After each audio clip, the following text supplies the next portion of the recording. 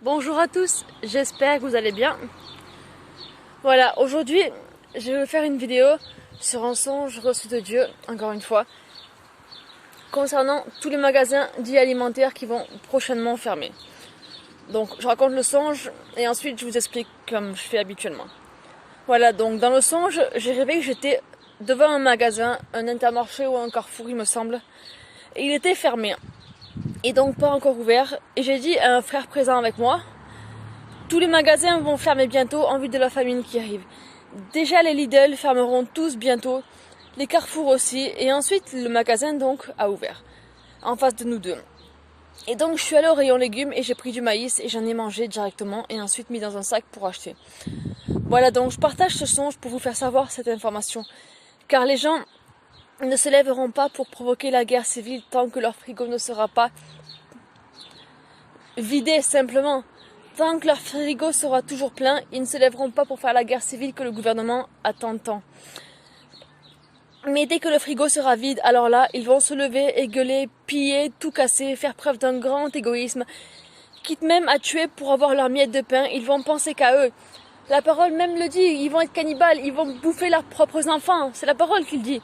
Et quand ils auront mangé leurs enfants, allez savoir s'ils vont pas s'arracher des membres pour pouvoir survivre et les manger. Ils vont se manger eux-mêmes, allez savoir.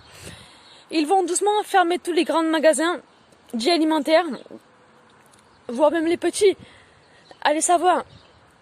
Je partage un autre songe que j'avais reçu de Dieu. Il y a quelques temps de cela, d'ailleurs, je l'avais déjà fait savoir pour ceux qui l'auraient vu en vidéo. Dieu m'avait révélé en songe que le confinement ne s'arrêterait jamais. Sur le coup, je n'avais pas compris. Mais plus tard, Dieu m'a fait comprendre ce que cela voulait dire. Ça veut dire qu'en fait, ils vont confiner, déconfiner, confiner, encore déconfiner. Mais le confinement ne s'arrêtera jamais, jusqu'au 3e retour du Seigneur. Donc voilà, entre-temps, je ne sais pas ce qu'ils vont faire. Je ne sais pas s'ils vont reconfiner strictement, définitivement, enfin de manière stricte, je veux dire, et vraiment tout fermer. Et donc par un confinement strict, s'ils ferment tout, forcément la famine va arriver. Ou à l'inverse, s'ils laissent tout ouvert, comme là ils viennent de le faire actuellement, ils ont déconfiné.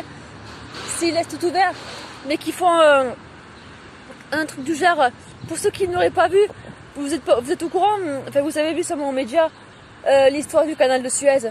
Et ce cargo soi-disant qui a bloqué le canal de Suez durant 7 jours. Soi-disant ça aurait bloqué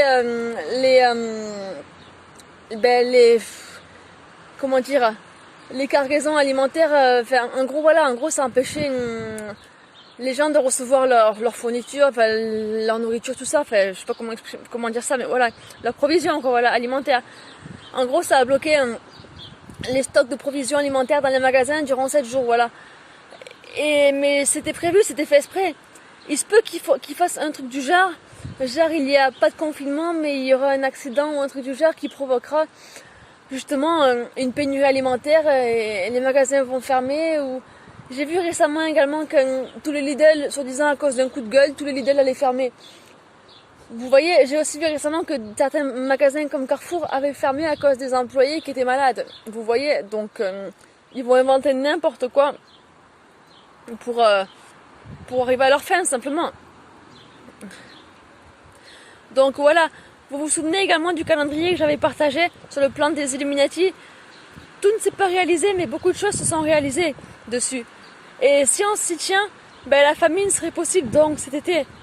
Sur le calendrier que j'avais vu, c'était écrit en juillet-août, il me semble.